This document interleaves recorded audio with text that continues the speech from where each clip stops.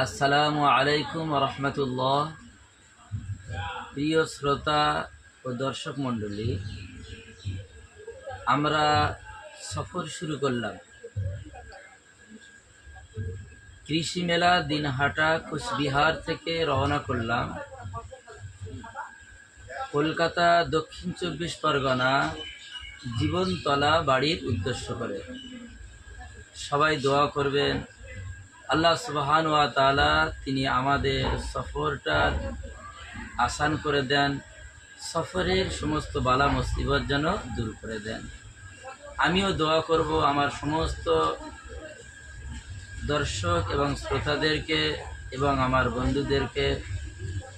আমি মুসাফির, আমার তরফ থেকে সবার জন্য দোয়া, আল্লাহ সুবহানাহু ওয়া তাআলা যেন সবার মনের আশা পুরো করে দেন, সবার বিপদ আপদ বালা মুসিবত দূর করে দেন। আসলে এগুলো পড়তে পারবে।